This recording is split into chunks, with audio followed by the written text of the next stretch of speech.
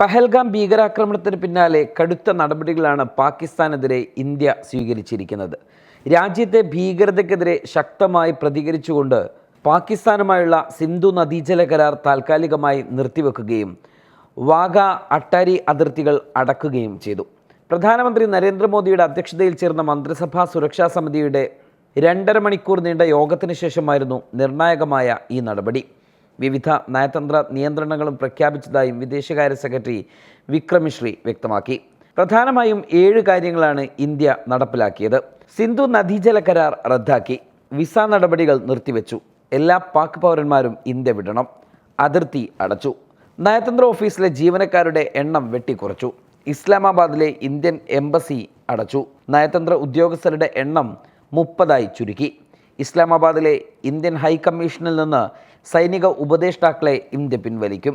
സാർക്ക് visa ഇളവ് പദ്ധതി റദ്ദാക്കി. നിലവിൽ ഇന്ത്യയിൽ കഴിയുന്ന പാകിസ്ഥാൻ പൗരന്മാർക്ക് 48 മണിക്കൂറിനുള്ളിൽ രാജ്യം വിടാൻ നിർദ്ദേശവും നൽകി. SVES വിസ ഉപയോഗിച്ച് ഇന്ത്യയിൽ പ്രവേശിച്ച പാകിസ്ഥാൻ പൗരന്മാരുടെ വിസകളും നിരസിച്ചു. 1960 ഒപ്പുവെച്ച സിന്ധു നദീജല ഉടമ്പടി താൽക്കാലികമായി നിർത്തിയതായും വിക്രം മിശ്രി അറിയിച്ചു. കരാർ ഉടൻ പ്രാബല്യത്തിൽ വരുമെന്നും അദ്ദേഹം വ്യക്തമാക്കി.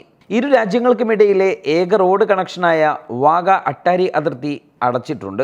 സംയോജിത ചെക്ക് പോസ്റ്റ് അടച്ചതിനാൽ യാത്രക്കാരുടെ കടന്നുപോക്ക് നിലവിൽ തടസ്സപ്പെടും. നേരത്തെ കയറിയവർക്ക് 2025 മെയ് 1 തിരികെ വരാം. ഭീകരതയെ നേരിടാൻ കേന്ദ്ര സർക്കാർ കര വ്യോമസേനാ മേധാവികളുമായി ചേർന്ന് നിർണായക യോഗം ചേർന്നിട്ടുണ്ട്. എല്ലാ സംവിധാനങ്ങളെയും മുഴുവൻ മുന്നൊരുക്കത്തിലാക്കി പ്രവർത്തിപ്പിക്കാൻ സൈന്യത്തിന് നിർദ്ദേശം നൽകിയിട്ടുണ്ട്.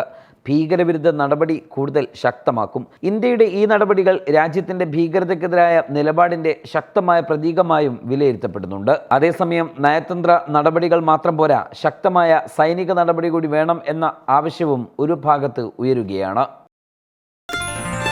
Waytonikah.com, the exclusive Muslim matrimonial site.